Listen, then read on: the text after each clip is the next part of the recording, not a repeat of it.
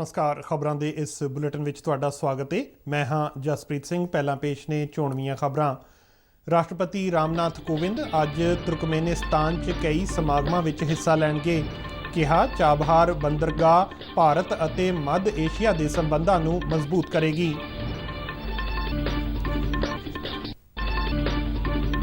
सूचना ते प्रसारण मंत्री अनुराग सिंह ठाकुर ने कहा कि सबना नूं मिल के अमृत काल दे इस दौर विच भारत के निर्माण लई अपना सहयोग देना चाहिदा है। भलके नवीं दिल्ली च ऑनलाइन सेवा पोर्टल की शुरुआत करनगे। रमज़ान के पवित्र महीने दौरान अज पहला रोज़ा रखा गया है। उप राष्ट्रपति अते प्रधानमंत्री ने रमज़ान के महीने दीआं शुभकामनावां दित्तियां। पंजाब के समाजिक सुरक्षा महिला अते बाल विकास मंत्री ने कहा कि औरतां अते बच्चों के शक्तिकरण लई केंद्रीय सहायता प्राप्त प्रोग्रामां नूं सही ढंग नाल लागू करना जरूरी।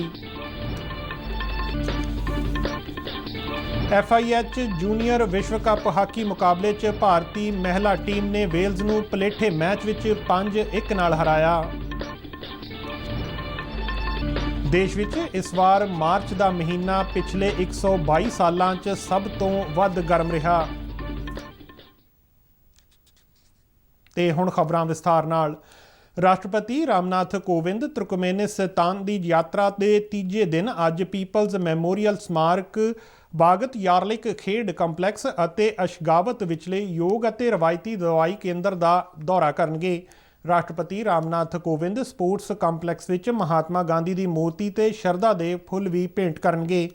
राष्ट्रपति भारत तुर्कमेनिस्तान दरमियान कूटनीतिक संबंधां की स्थापना के 30 साल पूरे होने की याद विच जारी की जाण वाली डाक टिकट समागम विच भी हाज़र रहणगे।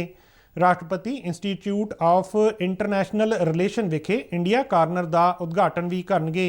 इस तो पहला अपनी तुर्कमेनिस्तान के हमअहुदा नाल मुलाकात मगरों जारी एक बयान विच राष्ट्रपति रामनाथ कोविंद ने कहा कि ईरान च बनी चाबहार बंदरगाह की वरतों भारत अते मध्य एशिया विचाले संबंधां नूं मजबूत बनाउण लई कीती जा सकती है। उन्होंने कहा कि किसी भी वपार प्रणाली लई संपर्क महत्वपूर्ण है, जिसनूं ध्यान च रखदिआं भारत वल्लों कौमांतरी उत्तर दक्षिणी आवाजाई लांघे समेत अशगावत समझौते की महत्ता नूं रेखांकित किया गया है। ऊर्जा के खेत्र च सहयोग बारे विशेष चर्चा हुई। राष्ट्रपति ने तापी पाइपलाइन बारे अपने सुझाव दिते। In accordance with our belief that the whole world is one family, India has always been willing to share its experience and expertise with countries of the world, especially the developing world. I am happy to learn that over 400 Turkmen citizens have so far benefited from iTech courses since 1993. Every year we offer around 20 scholarships to students from Turkmenistan, and so far more than 300 Turkmen students have been supported by ICCR under its cultural exchange program and general scholarship scheme.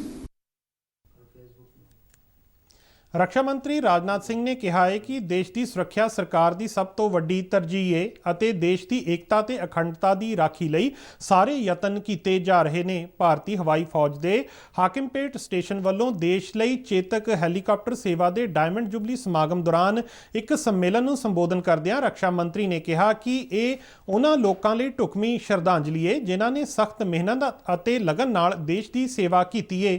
उन्होंने कहा कि जदों भी कोई देश सुरक्षा लिए जंग लड़ता है तो सिर्फ हथियारबंद फौजां ही नहीं सगों पूरा देश उस जंग नूं लड़दा है। राजनाथ सिंह ने कहा कि चेतक हैलीकॉप्टर अते होर प्लेटफार्मां नूं विकसित करन वाले हिंदुस्तान एरोनॉटिक्स लिमिटेड के विग्यानी इंजीनियर अते टैक्नीशियन भी बराबर की अहम भूमिका निभाउंदे ने। महाराणा प्रताप के घोड़े चेतक नूं याद करदिआं रक्षा मंत्री ने कहा कि चेतक हैलीकॉप्टर सिर्फ एक मशीन ही नहीं सगों एक जीवंत अते समर्पित यूनिट है जिहड़ा पिछले 6 दहाकियां तो लगातार देश की सेवा कर रहा है। न ही हमें कोई अन्य अधिकार चाहिए। इस युद्ध के पीछे जो मुख्य उद्देश्य था वह था मानवता और लोकतंत्र की गरिमा की सुरक्षा। फिर क्या फर्क पड़ता है कि नागरिक हमारी सीमा के भीतर के हों या सीमा के बाहर के हों।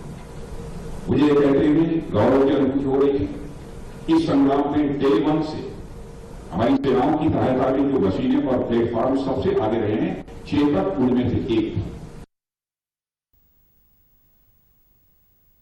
ਕੇਂਦਰੀ ਸੂਚਨਾ ਤੇ ਪ੍ਰਸਾਰਣ ਮੰਤਰੀ ਅਨੁਰਾਗ ਸਿੰਘ ਠਾਕੁਰ ਨੇ ਚੰਡੀਗੜ੍ਹ ਯੂਨੀਵਰਸਿਟੀ ਵੱਲੋਂ ਕਰਵਾਏ ਗਏ ਟੁਗੈਦਰ ਫਾਰ ਟੁਮਾਰੋ ਵਿਸ਼ੇ ਤੇ ਸੈਸ਼ਨ ਦੌਰਾਨ ਆਪਣੇ ਵਿਚਾਰ ਰੱਖੇ।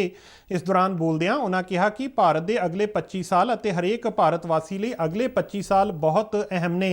ਉਹਨਾਂ ਕਿਹਾ ਕਿ ਇਹ ਅੰਮ੍ਰਿਤ ਕਾਲ ਦਾ ਦੌਰ ਹੈ। ਉਹਨਾਂ ਸਭਨਾਂ ਨੂੰ ਮਿਲ ਕੇ ਨਵੇਂ ਭਾਰਤ ਦੇ ਨਿਰਮਾਣ ਲਈ ਕੰਮ ਕਰਨ ਦਾ ਸੱਦਾ ਵੀ ਦਿੱਤਾ। India, under the able leadership of Prime Minister Modi, has envisioned a clear trajectory to lead the world based on our long history and tradition of harmonious coexistence between the man and the nature. Respect for nature is an integral part of our value system. Our programs and initiatives for modern India are based on our futuristic outlook with a firm fundamental framework. Growth without concern for environment is not sustainable, and growth without equity is not worth sustaining. ਸੂਚਨਾ ਤੇ ਪ੍ਰਸਾਰਣ ਮੰਤਰਾਲੇ ਦਾ online portal ਪ੍ਰਸਾਰਣ, ਜਿਸ ਦਾ ਨਾਂ ਸੇਵਾ portal ਰੱਖਿਆ ਗਿਆ ਹੈ, ਰਸਮੀ ਤੌਰ ਤੇ ਭਲਕੇ ਤੋਂ ਸ਼ੁਰੂ ਹੋ ਜਾਵੇਗਾ। ਸੂਚਨਾ ਅਤੇ ਪ੍ਰਸਾਰਣ ਮੰਤਰੀ ਅਨੁਰਾਗ ਸਿੰਘ ਠਾਕੁਰ ਇਸ ਸੇਵਾ ਦੀ ਸ਼ੁਰੂਆਤ ਕਰਨਗੇ।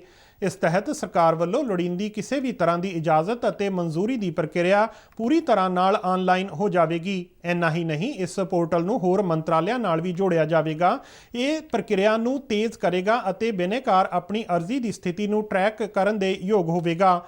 ਪੋਰਟਲ ਦੇ ਸ਼ੁਰੂ ਹੋਣ ਤੋਂ ਬਾਅਦ ਪ੍ਰਸਾਰਕਾਂ ਨੂੰ ਕਿਸੇ ਵੀ ਤਰ੍ਹਾਂ ਦੀ ਇਜਾਜ਼ਤ ਲੈਣ ਲਈ ਮੰਤਰਾਲਿਆਂ ਦੇ ਵੱਖ-ਵੱਖ ਵਿਭਾਗਾਂ ਤੱਕ ਨਹੀਂ ਜਾਣਾ ਪਵੇਗਾ। ਇੱਕ ਕਲਿੱਕ ਰਾਹੀਂ ਉਸ ਨੂੰ ਸਾਰੀਆਂ ਸੇਵਾਵਾਂ ਮਿਲਣੀਆਂ ਸ਼ੁਰੂ ਹੋ ਜਾਣਗੀਆਂ। ਦੇਸ਼ ਦੇ ਕਈ ਹਿੱਸਿਆਂ ਵਿੱਚ ਕੱਲ੍ਹ ਸ਼ਾਮ ਚੰਦ ਨਜ਼ਰ ਆਉਣ ਤੋਂ ਬਾਅਦ ਅੱਜ ਰਮਜ਼ਾਨ ਦਾ ਪਵਿੱਤਰ ਮਹੀਨਾ ਸ਼ੁਰੂ ਹੋ ਗਿਆ। ਮੁਸਲਿਮ ਭਾਈਚਾਰੇ ਦੇ ਸ਼ਰਧਾਲੂਆਂ ਵੱਲੋਂ ਬੀਤੀ ਰਾਤ ਵੱਡੀ ਗਿਣਤੀ 'ਚ ਮਸੀਤਾਂ ਵਿੱਚ ਤਰਾਵੀ ਨਾਂ ਦੀ ਵਿਸ਼ੇਸ਼ ਰਾਤ ਦੀ ਨਮਾਜ਼ ਅਦਾ ਕੀਤੀ ਗਈ। ਅੱਜ ਤੋਂ ਰੋਜ਼ੇ ਸ਼ੁਰੂ ਹੋ ਗਏ ਨੇ। ਰਮਜ਼ਾਨ ਇਸਲਾਮੀ ਕੈਲੰਡਰ ਦਾ 9ਵਾਂ ਮਹੀਨਾ ਹੈ ਅਤੇ ਈਦ ਉਲ ਫਿਤਰ ਰੋਜ਼ੇ ਰੱਖਣ ਵਾਲੇ ਮਹੀਨੇ ਦੀ ਸਮਾਪਤੀ ਤੇ ਮਨਾਇਆ ਜਾਂਦਾ ਹੈ। ਉਪ ਰਾਸ਼ਟਰਪਤੀ ਐਮ ਵੈਂਕਈਆ ਨਾਇਡੂ ਨੇ ਰਮਜ਼ਾਨ ਦੇ ਪਵਿੱਤਰ ਮਹੀਨੇ ਦੀ ਸ਼ੁਰੂਆਤ ਤੇ ਲੋਕਾਂ ਨੂੰ ਵਧਾਈ ਦਿੱਤੀ ਹੈ। ਇੱਕ ਟਵੀਟ ਵਿੱਚ ਉਹਨਾਂ ਕਿਹਾ ਕਿ ਰਮਜ਼ਾਨ ਰੱਬ ਵਿੱਚ ਵਿਸ਼ਵਾਸ, ਜੀਵਨ ਵਿੱਚ ਸ਼ੁੱਧਤਾ ਅਤੇ ਗਰੀਬਾਂ ਲਈ ਹਮਦਰਦੀ ਦਾ ਪ੍ਰਤੀਕ ਹੈ। ਉਹਨਾਂ ਆਸ ਪ੍ਰਗਟਾਈ ਕਿ ਰਮਜ਼ਾਨ ਲੋਕਾਂ ਦੇ ਜੀਵਨ ਵਿੱਚ ਸ਼ਾਂਤੀ ਅਤੇ ਖੁਸ਼ਹਾਲੀ ਲੈ ਕੇ ਆਵੇਗਾ। ਪ੍ਰਧਾਨ ਮੰਤਰੀ ਨਰਿੰਦਰ ਮੋਦੀ ਨੇ ਵੀ ਰਮਜ਼ਾਨ ਦੇ ਪਵਿੱਤਰ ਮਹੀਨੇ ਦੀ ਸ਼ੁਰੂਆਤ ਤੇ ਸ਼ੁਭਕਾਮਨਾਵਾਂ ਦਿੱਤੀਆਂ ਨੇ। ਇੱਕ ਟਵੀਟ ਵਿੱਚ ਉਹਨਾਂ ਉਮੀਦ ਜਤਾਈ ਕਿ ਰਮਜ਼ਾਨ ਦਾ ਇਹ ਪਵਿੱਤਰ ਮਹੀਨਾ ਲੋਕਾਂ ਨੂੰ ਗਰੀਬਾਂ ਦੀ ਸੇਵਾ ਕਰਨ ਲਈ ਪ੍ਰੇਰਿਤ ਕਰੇਗਾ। ਉਹਨਾਂ ਆਸ ਪ੍ਰਗਟਾਈ ਕਿ ਇਸ ਨਾਲ ਸਮਾਜ ਵਿੱਚ ਸ਼ਾਂਤੀ, ਸਦਭਾਵਨਾ ਅਤੇ ਦਇਆ ਦੀ ਭਾਵਨਾ ਹੋਰ ਵਧੇਗੀ। ਪੰਜਾਬ ਦੇ ਸਮਾਜਿਕ ਸੁਰੱਖਿਆ, ਮਹਿਲਾ ਅਤੇ ਬਾਲ ਵਿਕਾਸ ਮੰਤਰੀ ਡਾਕਟਰ ਬਲਜੀਤ ਕੌਰ ਨੇ ਕਿਹਾ ਹੈ ਕਿ ਦੇਸ਼ ਵਿੱਚ ਔਰਤਾਂ ਅਤੇ ਬੱਚਿਆਂ ਦੇ ਸਸ਼ਕਤੀਕਰਨ ਦਾ ਟੀਚਾ ਹਾਸਲ ਕਰਨ ਲਈ ਕੇਂਦਰੀ ਸਹਾਇਤਾ ਪ੍ਰਾਪਤ ਪ੍ਰੋਗਰਾਮਾਂ ਨੂੰ ਸਹੀ ਢੰਗ ਨਾਲ ਲਾਗੂ ਕਰਨਾ ਬੇਹੱਦ ਜ਼ਰੂਰੀ ਹੈ। ਕੇਂਦਰ ਸਰਕਾਰ ਵੱਲੋਂ ਚੰਡੀਗੜ੍ਹ ਵਿੱਚ ਪੰਜਾਬ ਸਮੇਤ 9 ਰਾਜਾਂ ਅਤੇ ਕੇਂਦਰ ਸ਼ਾਸਤ ਪ੍ਰਦੇਸ਼ਾਂ ਲਈ ਕਰਵਾਈ ਗਈ ਜ਼ੋਨਲ ਕਾਨਫਰੰਸ ਦੌਰਾਨ ਬੋਲਦਿਆਂ ਉਹਨਾਂ ਕਿਹਾ ਕਿ ਔਰਤਾਂ ਤੇ ਬੱਚਿਆਂ ਨੂੰ ਹਰ ਖੇਤਰ ਵਿੱਚ ਬਰਾਬਰ ਦੇ ਮੌਕੇ ਮਿਲਣੇ ਚਾਹੀਦੇ ਨੇ। ਉਹਨਾਂ ਕਿਹਾ ਕਿ ਸਿੱਖਿਆ ਸਮਾਜ ਦੇ ਇਹਨਾਂ ਵਰਗਾਂ ਨੂੰ ਆਤਮ ਨਿਰਭਰ ਅਤੇ ਸਸ਼ਕਤ ਬਣਾਉਣ ਲਈ ਇੱਕ ਮੋਹਰੀ ਭੂਮਿਕਾ ਨਿਭਾ ਸਕਦੀ ਹੈ। ਡਾਕਟਰ ਕੌਰ ਨੇ ਕਿਹਾ ਕਿ ਹਿੰਸਾ ਤੇ ਬੇਇਨਸਾਫੀ ਚਿੰਤਾ ਦਾ ਮੁੱਖ ਵਿਸ਼ਾ ਹੈ, ਜਿਹੜੇ ਸਮੁੱਚੇ ਵਿਕਾਸ ਵਿੱਚ ਰੁਕਾਵਟ ਪੈਦਾ ਕਰਦੇ ਨੇ। ਉਹਨਾਂ ਸੁਝਾਅ ਦਿੱਤਾ ਕਿ ਕੇਂਦਰੀ ਨੀਤੀਆਂ ਔਰਤਾਂ ਤੇ ਬੱਚਿਆਂ ਦੇ ਸਰਬਪੱਖੀ ਵਿਕਾਸ ਵਿੱਚ ਅੜਿੱਕਾ ਡਾਉਣ ਵਾਲੀਆਂ ਸਾਰੀਆਂ ਸਮਾਜਿਕ ਉਣਤਾਈਆਂ ਨੂੰ ਦੂਰ ਕਰਨ ਦੇ ਲਿਹਾਜ਼ ਨਾਲ ਤਿਆਰ ਕੀਤੀਆਂ ਜਾਣੀਆਂ ਚਾਹੀਦੀਆਂ ਨੇ।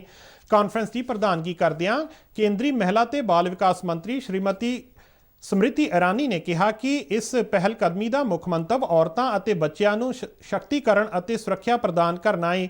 ਉਹਨਾਂ ਕਿਹਾ ਕਿ ਦੇਸ਼ ਦੇ ਨਿਰੰਤਰ ਅਤੇ ਇੱਕੋ ਜਿਹੇ ਵਿਕਾਸ ਨੂੰ ਯਕੀਨੀ ਬਣਾਉਣ ਲਈ ਸਿਹਤਪੂਰਨ ਆਰਥਿਕ ਅਤੇ ਸਮਾਜਿਕ ਤਬਦੀਲੀਆਂ ਲਿਆਉਣ ਲਈ ਸੁਰੱਖਿਅਤ ਮਾਹੌਲ ਸਿਰਜਣ ਦੀ ਲੋੜ ਹੈ, ਤਾਂ ਜੋ ਔਰਤਾਂ ਅਤੇ ਬੱਚਿਆਂ ਦੇ ਸਰਬਪੱਖੀ ਵਿਕਾਸ ਨੂੰ ਯਕੀਨੀ ਬਣਾਇਆ ਜਾ ਸਕੇ। ਕੇਂਦਰੀ ਮੰਤਰੀ ਨੇ ਦੱਸਿਆ ਕਿ ਮਹਿਲਾ ਅਤੇ ਬਾਲ ਵਿਕਾਸ ਮੰਤਰਾਲਾ ਦਾ ਮੁੱਖ ਮੰਤਵ ਔਰਤਾਂ ਅਤੇ ਬੱਚਿਆਂ ਦੇ ਵਿਕਾਸ ਲਈ ਸੂਬਿਆਂ ਵੱਲੋਂ ਕੀਤੇ ਜਾ ਰਹੇ ਕਾਰਜਾਂ ਵਿਚਾਲੇ ਖੱਪਿਆਂ ਨੂੰ ਦੂਰ ਕਰਨਾ, ਲਿੰਗ ਸਮਾਨਤਾ ਅਤੇ ਬਾਲ ਕੇਂਦਰਿਤ ਕਾਨੂੰਨ ਨੀਤੀਆਂ ਅਤੇ ਪ੍ਰੋਗਰਾਮਾਂ ਨੂੰ ਉਤਸ਼ਾਹਿਤ ਕਰਨਾ ਹੈ। ਰਾਸ਼ਟਰੀ ਮਹਿਲਾ ਕਮਿਸ਼ਨ ਨੇ ਇੱਕ ਐਂਟੀ ਹਿਊਮਨ ਟ੍ਰੈਫਿਕਿੰਗ ਸੈੱਲ ਦੀ ਸ਼ੁਰੂਆਤ ਕੀਤੀ ਹੈ, ਜਿਸ ਦਾ ਮੰਤਵ ਮਨੁੱਖੀ ਤਸਕਰੀ ਦੇ ਮਾਮਲਿਆਂ ਨਾਲ ਅਸਰਦਾਰ ਢੰਗ ਨਾਲ ਨਜਿੱਠਣਾ, ਔਰਤਾਂ ਤੇ ਕੁੜੀਆਂ ਵਿੱਚ ਜਾਗਰੂਕਤਾ ਵਧਾਉਣਾ, ਤਸਕਰੀ ਵਿਰੋਧੀ ਯੂਨਿਟਾਂ ਦੀ ਸਿਖਲਾਈ ਅਤੇ ਸਮਰੱਥਾ ਵਧਾਉਣਾ ਹੈ। ਇਹ ਸੈੱਲ ਕਾਨੂੰਨ ਲਾਗੂ ਕਰਨ ਵਾਲੀਆਂ ਏਜੰਸੀਆਂ ਵਿੱਚ ਜਾਗਰੂਕਤਾ ਅਤੇ ਸਮਰੱਥਾ ਨਿਰਮਾਣ ਦੇ ਮੰਤਵ ਨਾਲ ਕੰਮ ਕਰੇਗਾ। ਇਸ ਸੈੱਲ ਵੱਲੋਂ ਖੇਤਰੀ, ਸੂਬਾ ਅਤੇ ਜ਼ਿਲ੍ਹਾ ਪੱਧਰੀ ਤੇ ਪੁਲਿਸ ਅਧਿਕਾਰੀਆਂ ਦੀ ਸਹਾਇਤਾ ਨਾਲ ਮਨੁੱਖੀ ਤਸਕਰੀ ਦਾ ਮੁਕਾਬਲਾ ਕਰਨ ਲਈ ਸਿਖਲਾਈ ਪ੍ਰੋਗਰਾਮ ਅਤੇ ਵਰਕਸ਼ਾਪਾਂ ਕਰਵਾਈਆਂ ਜਾਣਗੀਆਂ। ਸੈੱਲ ਕਮਿਸ਼ਨ ਤੋਂ ਮਿਲਣ ਵਾਲੀਆਂ ਮਨੁੱਖੀ ਤਸਕਰੀ ਸੰਬੰਧੀ ਸ਼ਿਕਾਇਤਾਂ ਦਾ ਹੱਲ ਵੀ ਲੱਭੇਗਾ। ਕਮਿਸ਼ਨ ਨੂੰ ਤਸਕਰੀ ਨਾਲ ਨਜਿੱਠਣ ਲਈ ਜਿਨ੍ਹਾਂ ਕੁਝ ਪ੍ਰਮੁੱਖ ਮੁੱਦਿਆਂ ਦਾ ਸਾਹਮਣਾ ਕਰਨਾ ਪੈਂਦਾ ਹੈ, ਉਹਨਾਂ ਵਿੱਚ ਪੀੜਤਾਂ ਦੇ ਮੁੜ ਵਸੇਬੇ ਦੀ ਘਾਟ ਅਤੇ ਗੈਰ ਕਾਨੂੰਨੀ ਧੰਦੇ ਤੋਂ ਬਚਾਏ ਗਏ ਲੋਕਾਂ ਅਤੇ ਉਹਨਾਂ ਦੇ ਪਰਿਵਾਰਾਂ ਪ੍ਰਤੀ ਗੈਰ ਸੰਵੇਦਨਸ਼ੀਲ ਵਤੀਰਾ ਸ਼ਾਮਲ ਹੈ। ਇਸ ਲਈ ਨਵਾਂ ਬਣਾਇਆ ਗਿਆ ਸੈੱਲ ਨਿਗਰਾਨੀ ਦੇ ਤਰੀਕੇ ਵਿੱਚ ਸੁਧਾਰ ਕਰੇਗਾ। ਇਸ ਦੇ ਨਾਲ ਹੀ ਖਬਰਾਂ ਦਾ ਇਹ ਬੁਲੇਟਿਨ ਖਤਮ ਹੁੰਦਾ ਹੈ। ਮੈਂ ਮਾਸਕ ਲਗਾ ਕੇ ਸਟੂਡੀਓ ਤੋਂ ਬਾਹਰ ਜਾ ਰਿਹਾ ਹਾਂ। ਤੁਸੀਂ ਵੀ ਜਦੋਂ ਬਾਹਰ ਜਾਓ ਤਾਂ ਮਾਸਕ ਜ਼ਰੂਰ ਲਗਾਓ। ਇਜਾਜ਼ਤ ਦਿਓ। ਨਮਸਕਾਰ।